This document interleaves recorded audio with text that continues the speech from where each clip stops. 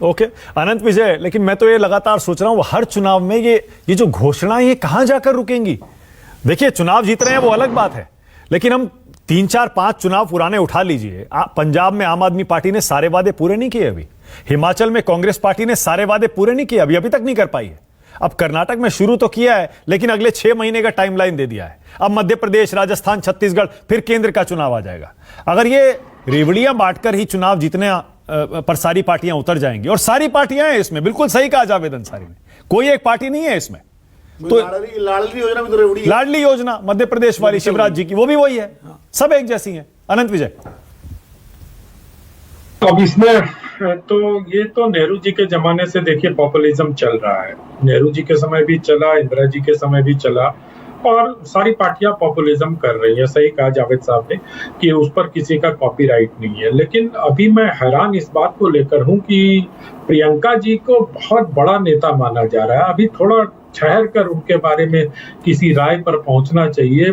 Star, superstar, जाने क्या क्या अभी विनोद भाई कह रहे थे। लेकिन उत्तर प्रदेश में प्रियंका जी का क्या हासिल हुआ? प्रियंका जी वहां भी प्रधानमंत्री को सीधे जवाब दे रही थी। तो या अगर कोई ऐसी नीति बनी है कि राष्ट्र मंत्री प्रियंका बनेंगी और परराष्ट्र मंत्री राहुल गांधी जी बनेंगे कांग्रेस पार्टी की, तो वो अलग बात है कि वो विदेश से हमले करेंगे, ये देश से हमले करेंगे, और फिर उस पर बहस होगी। लेकिन एक बात मुझे ये लगती है कि मध्य प्रदेश का चुनाव इस बार बहुत दिलचस्प होगा। पिछली बार अगर आप याद करिए तो बीजेपी को मार्जिनली वोट ज्यादा थे कांग्रेस पार्टी से, और तब भी उनकी सीटें कम थी। वो बाद में जो हुआ वो सब कांग्रेस के मित्र लोग ऑपरेशन लोटस कहते हैं, भारतीय जनता पार्टी के लोग उसको कुछ और कहते हैं। लेकिन जो ये मुफ्त की राजनीति है, अगर हम एक ऑब्जर्वर के तौर पर देखते हैं तो ये मुफ्त की राजनीति देश को कहीं लेकर नहीं जाएगी। आप ये देख लीजिए, ये कहीं ना कहीं इकोनॉमी को बहुत डेंट करेगी। और कर्नाटक को लेकर इतना शोर मच रहा है कि महिलाएं मुफ्त हो गई और ये हो गया। अभी सारी महिलाओं को कार्ड बनवाने के लिए कहा गया, उसमें समय लगेगा, है ना। तो ये जो मुफ्त की रेवड़ियां होती हैं, ये सचमुच मुफ्त की होती हैं, लेकिन इसको पाने के लिए बहुत श्रम करना पड़ता है। बड़ी आबादी को मिलता है और फिर बड़ी आबादी को नहीं भी मिलता है। अब ये 1,500 रुपया देंगी, कांग्रेस पार्टी देगी फ्री में, और कल से ही शिवराज जी ने 1,000 रुपए दे दिए सारी बच्चियों के खाते में। तो अब ये कहां जाके रुकेगा? हम सबको इस पर विचार करना चाहिए, बगैर इस पर लहालोट होने के हमें इस पर विचार करना चाहिए कि ये मुफ्त की राजनीति देश की इकोनॉमी को कहां ले जाकर रोके। ओके, बिल्कुल सही है। ये बहुत बहुत गंभीर विषय है। अच्छा, आपने अभी कहा, पता चला कि जी अनंत अभी आपने कहा ना कि प्रियंका गांधी को अभी थोड़ा सा इंतजार करिए उनका विश्लेषण करने से पहले। भाई मान लिया यूपी में उनका कांग्रेस पार्टी का हाल उनके नेतृत्व में बहुत बुरा हुआ, लेकिन उसके बाद हिमाचल, कर्नाटक, जहां पर कांग्रेस पार्टी जीती और उनको श्रेय दिया जा रहा है, तो प्रियंका गांधी का विश्लेषण आप इन 3 चुनाव की बात करना चाहेंगे? राजस्थान, मध्य प्रदेश, छत्तीसगढ़, उसमें तेलंगाना भी जोड़ लीजिए, या फिर आप 2024 के चुनाव की बात करना चाहेंगे? कौन सा पैमाना किसी नेता के लिए हो कि पता लगे कि उसने अपनी पार्टी की जीत में या हार में कितनी भूमिका निभाई? भाई मानक जी, मुझे तो 19 का चुनाव भी याद आ रहा है ना। 19 के चुनाव में भी, या उसके 2014 के चुनाव में भी, जब भारतीय जनता पार्टी के दफ्तर में रॉबर्ट वाड्रा के खिलाफ पिक्चर दिखाई जाती थी, डॉक्यूमेंट्री बना के चलाई जाती थी, तो हर दिन प्रियंका जी जवाब देती थी उसका। प्रियंका जी तो हमेशा से कांग्रेस पार्टी की तरफ से जब उनको अवसर मिलता है वो जवाब देती हैं। ये अलग बात है कि अब कांग्रेस पार्टी ने ये तय किया कि उनको अवसर ज्यादा दिए जाएंगे। अवसर ज्यादा मिलने पर किसी की प्रतिभा या प्रतिभाहीनता दोनों का पता चलता है। मतलब आप ये कहना चाह रहे हैं कि जिन राज्यों में कांग्रेस जीती वहां दूसरे कारणों से जीती, प्रियंका को क्रेडिट नहीं दिया जाना चाहिए? अब प्रियंका को सारा क्रेडिट नहीं दिया जाना चाहिए मुझे लगता है। और अभी बात इस बात की भी हो रही थी कि वहां पर संगठन बहुत मजबूत था भारतीय जनता पार्टी का।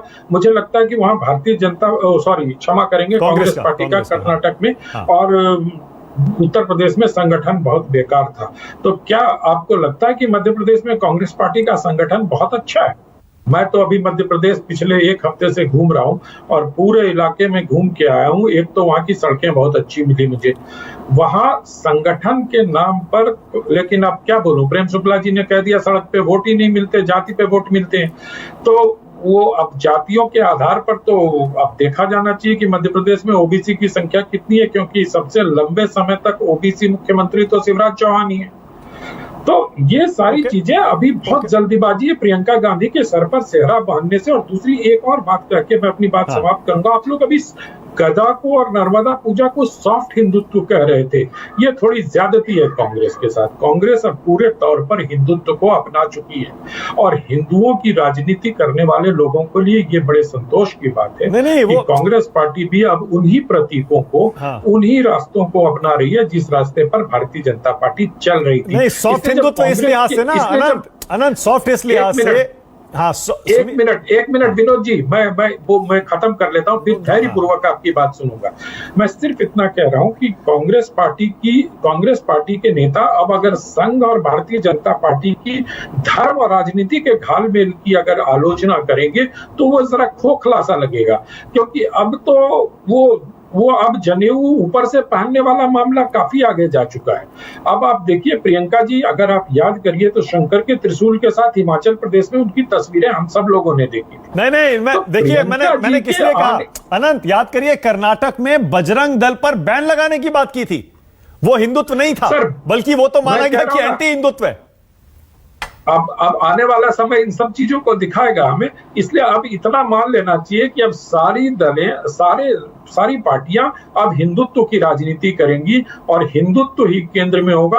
कोई सॉफ्ट और कोई हार्डकोर हिंदुत्व की बात अब होने वाली इस देश में नहीं है। जावेद अंसारी, आप सहमत हैं क्या प्रियंका गांधी और कांग्रेस पार्टी खुलकर हिंदुत्व पर उतर आए हैं क्या? जावेद अंसारी भाई, ये सवाल आप हमें से क्यों पूछ रहे हैं? अच्छा ठीक है, आपसे दूसरा पूछता हूं। नहीं, आप पहले जवाब दिए। इसका मेरे पास है जवाब, लेकिन आप मेरे से क्यों पूछ रहे हैं? विनोद अग्निहोत्री से पूछिए, और भी लोग बैठे हुए हैं उनसे पूछिए, हमसे ही क्यों पूछ रहे हैं? अरे नहीं, इसमें जहां तक मेरा सवाल है, जहां तक मेरा मानना है, मैं अपने पत्रकार मित्र से थोड़ी विभिन्न राय रखता हूं। हिंदुत्व और हिंदुइज्म में बड़ा फर्क है। और प्रियंका गांधी पे तो ये भी इल्जाम लगा था, जबकि वो दरगाह में गई थी कर्नाटका में, उन्होंने चादर चढ़ाई। वो नरेंद्र मोदी जी ने भी चादर बहरहाल भेजी अजमेर, ये गई थी, तो उन पे इल्जाम नहीं लगा। लेकिन प्रियंका गांधी पे स्मृति ईरानी ने कह दिया कि ये तो नमाज पढ़ रही। तो ये तो पहले जो बीजेपी के समर्थक हैं, उनको पहले अपनी धारणा और अपने दिमाग में क्लैरिटी रखना चाहिए कि मजार पे चादर चढ़ाने और नमाज पढ़ने में फर्क है और हिंदुइज्म और हिंदुत्व में फर्क है। ओके, हिंदुइज्म फॉलो करने में के लिए किसी को कोई आपत्ति नहीं। ठीक है। अच्छा, दूसरा सवाल मेरा आपसे ये है, क्या जैसे अनंत विजय कह रहे हैं प्रियंका गांधी का राजनीतिक कद आप मानते हैं इन दो जीत के बाद बढ़ा है, या फिर अभी जैसा अनंत विजय कह रहे हैं थोड़ा सा इंतजार करिए, अभी प्रियंका का विश्लेषण अभी नहीं होना चाहिए? मैं इन लोगों में से नहीं हूं कि एक इलेक्शन में किसी को फेलियर डिक्लेयर कर दूं या एक इलेक्शन में किसी को मान लूं कि वो तो बिल्कुल हिंदुस्तान का सबसे बड़ा नेता हो गया। प्रियंका गांधी का कॉन्फिडेंस बड़ा होगा, उनको भी जैसे और लोगों को श्रेय जाता है, उनको भी श्रेय जाता है, लेकिन अभी बहुत मेहनत आगे करनी बाकी है। ओके, विनोद जी कुछ कहना चाह रहे थे, विनोद जी बोलिए। नहीं, मैं जावेद भाई ने भी जो कहा, देखिए प्रियंका गांधी, ये ठीक बात है कि आनंद ने जो कहा कि अभी और हमको इंतजार करना चाहिए। निश्चित रूप से किसी भी नेता की परीक्षा किसी एक चुनाव या दो चुनाव से नहीं होती। आप याद कीजिए 2009 में मोदी जी बहुत जगह गए थे और वो सारी सीटें बीजेपी हारी थी उन राज्यों में। ऐसा नहीं है कि जो है, या योगी जी अभी तमाम जगह हो गए, राजस्थान में पिछली बार 2018 में गए और हारे, तो लेकिन इसका मतलब थोड़ी नो खारिज कर दिया जाए। धीरे धीरे आदमी का एक परिस्थितियां होती हैं, परिस्थितियों के हिसाब से विकास होता है और हिसाब से उसकी लोकप्रियता और वो सारी स्थापित होती है। पर क्या प्रियंका गांधी की तुलना नरेंद्र मोदी से और योगी से सही है? नहीं, पार्टियों क्योंकि Narendra Modi sitting chief minister थे 2009 में, इसलिए तो उसी तरह से योगी आदित्यनाथ सिटिंग सीएम, अपना स्टेट जीतने के बाद वो दूसरे स्टेट्स में पार्टी को फैलाने जा रहे हैं। हर दोनों भाई, योगी जी और मोदी जी बीजेपी के सुपरस्टार प्रचारक थे, यहाँ हैं। प्रियंका गांधी, राहुल गांधी कांग्रेस के सुपरस्टार प्रचारक हैं। ठीक है, उस नाते तुलना कर रहा हूं मैं। रही बात उसकी, बल्कि मोदी जी तो ज्यादा अनुभवी, ज्यादा बड़ा कद था उनका। जब 2009 में लगातार चीफ मिनिस्टर थे, हिंदुत्व के पोस्टर बॉय थे, हिंदू हृदय सम्राट थे, तब भी कई जगह जाकर राज्यों में गए और वहां बीजेपी हारी है। तो ये मैं कह रहा हूं। तो लेकिन उससे उनकी लोकप्रियता का पैमाना थोड़ी तय हो जाएगा। वो तो आकर के 2014 और 2019 और सारे उसके बाद स्थापित होता है। तो अभी प्रियंका गांधी को मंजिल तय करनी है। अभी तो ये शुरुआत गई, एक एग्जाम दिया, फेल हो गए, दूसरा एग्जाम दिया, पास हो गए, तीसरे में और ज्यादा अच्छे नंबर आ गए। तो अब आगे के इम्तिहानों में परीक्षा होगी। ये बात हिंदुत्व और हिंदुइज्म वाली बात जो है, देखिए मैं बिल्कुल सहमत हूँ। हिंदुत्व के प्रतिपादक सावरकर जी ने ये कहा कि हिंदुत्व कोई हिंदू धर्म से कोई लेना देना नहीं है, ये एक विचारधारा है, राजनीतिक विचारधारा है, ये उनका खुद का कहना था। अब हिंदुत्व और हिंदू को मिला देते हैं, हिंदुइज्म को। मैं हिंदू हूं लेकिन हिंदुत्ववादी नहीं हूं, जरूरी थोड़ी है। मैं धार्मिक भी हूं, आस्तिक भी हूं, व्रत भी रखता हूं, पूजा भी करता हूं। दैट डजंट मीन कि मैं कोई जो है वो हिंदुत्ववादी हो गया। विनोद जी, मसला तो यहाँ ये है ना कि पहले चुनाव में राजनीतिक इवेंट्स में ये सब नहीं होता था। राजनीतिक दल, सुनिए, राजनीतिक दल परिस्थितियों के हिसाब से अपनी लाइन बदलते हैं। बी.आर. अंबेडकर और दलित राजनीति को एक जमाने में जनसंघ और बीजेपी खारिज करती थी, जनसंघ तो खारिज ही करता था बिल्कुल, और पूरा संघ परिवार अंबेडकर के खिलाफ था। आज अंबेडकर की पोस्टर लगा के सारे चुनाव लड़े जाते हैं। तो परिस्थितियों के हिसाब से जो है राजनीतिक दल अपने स्टैंड बदलते हैं। तो आज कांग्रेस जो है, जो 15 साल वाली कांग्रेस, जो सोनिया गांधी जी की कांग्रेस के समय हिंदू प्रतीकों और हिंदू त्योहारों, हिंदू पर थोड़ा सा साइडलाइन कर दिया गया था, या उसको लेकर के कई बार नेता जो है वो करते थे। हालांकि 2002 के महाकुंभ में सोनिया गांधी गई थी, स्नान भी किया था उन्होंने इलाहाबाद में जाकर के। शंकराचार्य स्वामी स्वरूपानंद जी जो है उस समय वहां उन्होंने उनको कराया था। ये सब चीजें हैं, लेकिन ये चीजें अब समय समय के हिसाब से प्रतीक और स्ट्रेटजीज बदलती है, हर पार्टी बदलती है। मंडल का विरोध करने वाला मंडल का समर्थन कर रहे हैं। विनोद जी अंबेडकर की बात कर रहे हैं, जनसंघ की बात कर रहे हैं, लेकिन वो नहीं बताया कि अंबेडकर जी को पहला चुनाव किसने हरवाया था। अरे भाई, वो तो हरवाया था अंबेडकर जी को, पहला चुनाव कांग्रेस ने हरवाया था। इसमें कहने क्या बात है? उदाहरण देने से मतलब लेकिन अंबेडकर को संविधान सभा में किसने रखवाया था? अंबेडकर को लॉ मिनिस्टर किसने बनाया था? ये भी तो है ना इतिहास में। अरे लॉ मिनिस्टर से हटाया किसने था? ये भी तो अरे तो इसीलिए मैं कह रहा हूँ, अंबेडकर की रीडर्स ऑफ हिंदुइज्म किसने जलाई थी? चीज को विनोद जी अगर समग्रता में नहीं देखेंगे, समग्रता में आप भी देखिए आनंद जी, अंबेडकर की किताबें और साहित्य कहाँ जलाए गए, कौन लोग जलाते थे? रीडर्स ऑफ हिंदुइज्म किसने? तो ऐसा नहीं है, समग्रता में मैं भी देख रहा हूँ, समग्रता में आप भी देखिए। अंबेडकर को विधान सभा के ड्राफ्टिंग कमेटी का अध्यक्ष बनाया गया, उनको लॉ मिनिस्टर भी बनाया गया। अब जो टाइम बचा है प्रेम शुक्ला और अभय दुबे के नाम। अभय दुबे बहुत देर से कुछ कहना चाह रहे हैं, उसके बाद प्रेम शुक्ला। बोलिए अभय दुबे, क्या कह रहे हैं?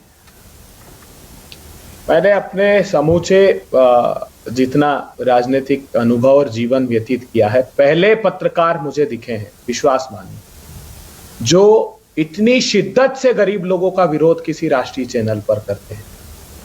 एक बार भी अनंत विजय जी ने ये नहीं कहा कि किस प्रकार 5,35,000 करोड़ रुपए जो धन्ना सेठ हिंदुस्तान की बैंकों का लूट कर भाग गए, विजय माल्या, आपने मेहुल भाई, नीरव भाई, संदेश बंधु, ऋषि अग्रवाल, भाजपा की सत्ता की सरपरस्ती में वो रेवड़ी है या मेवा, ये नहीं कहा।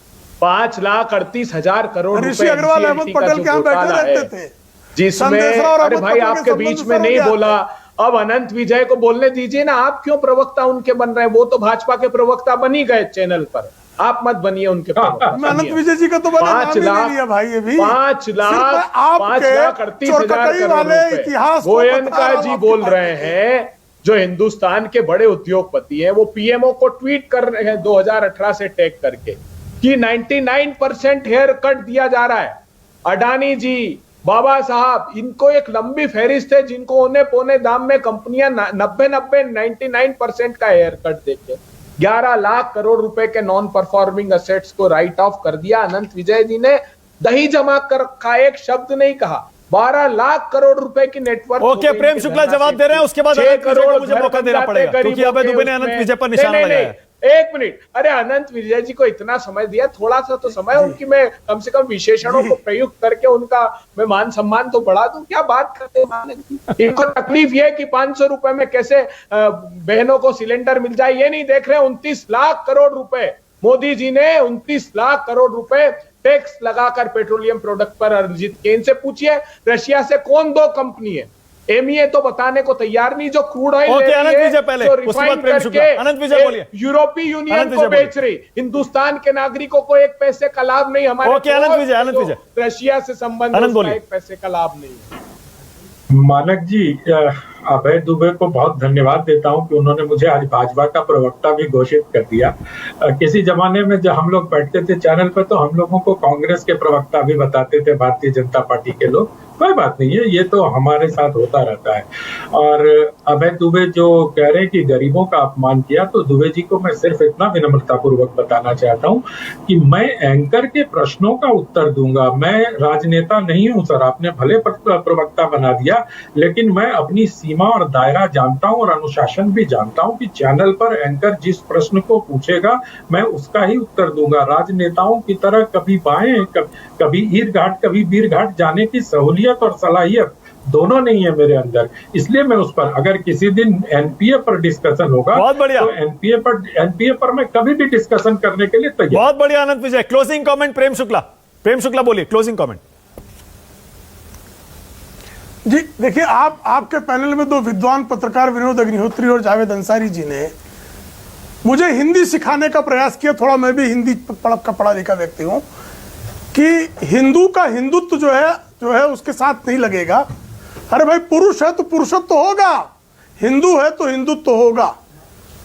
अब उसका इज्म अलग है तो अलग है। अभी तो सावरकर जी को मुझे नहीं लगता पता है था कि मैं शायद ये। हिंदी का छात्र हूं। क्यों प्रेम भाई? अब राहुल सावरकर जी गांधी को पता नहीं था पुरुषत्व नहीं है तो कहते मैं हिंदू, लेकिन हिंदुत्व नहीं है। मैंने उनको हिंदी में मुझे पता है कि वो हिंदी कितना जानते हैं सावरकर जी, मुझे नहीं पता है। लेकिन मैं हिंदी जो पढ़ा हूं, विनोद अग्निहोत्री जी, हिंदू अगर है तो और हिंदुत्व नहीं है, पुरुष है पुरुषत्व नहीं है, ममता है माता है भाषा अलग है, भाषा अलग है, विचारधारा अलग है। भाषा में अभी तो सावरकर जी ने लिखा था जो प्रतिपादक है विचारधारा की। जो मैं बता रहा हूँ, मैं हिंदुत्व अच्छा, सावरकर जी को ही मानेंगे और किसी को नहीं मानेंगे। रामकृष्ण किसी को नहीं मानेंगे, सिर्फ वीर सावरकर के भक्त। नहीं, राम ने कहा हिंदुत्व कहा है। अरे प्राचीन ग्रंथ में हिंदुत्व का उल्लेख है। भारत दर्शन पर मैं लंबी बात, सावरकर दर्शन पर लंबे समय चर्चा की जाती है। मैंने तो सिर्फ भाषा की बात की। आप मुझे बताइए ना, आप हिंदी के क्या आता है? भागवत में श्रीमद् भागवत में हिंदुत्व का पुरुषत्व है। एक बताइए ना किस भाषा से। अबे तुम्हें 10 सेकंड जल्दी से। देखिए, इन लोगों ने उसका तत्व निकाल दिया हिंदू में से, जो विनोद जी कह रहे हैं। हिंदुत्व में से अगर तत्व निकाल दोगे, उसका सदाशयता, उसका संयम, उसका सदाचार, उसकी सहिष्णुता, तो वो धर्म को प्रतिबिंबित नहीं करेंगे। ये सही तो कह रहे हैं, इन्होंने तत्व निकाल दिया। अनंत विजय 10 सेकंड। बस मैं सिर्फ इतना कहना चाहता हूं कि जब बीजेपी या संघ को नीचा गिराना होता है तो सावरकर के हिंदुत्व की परिभाषा ले आते हैं, और जब सावरकर को नीचा गिराना होता है तो कहते हैं उनका संघ की आइडियोलॉजी से क्या लेना देना, वो तो कभी संघ में रहे नहीं।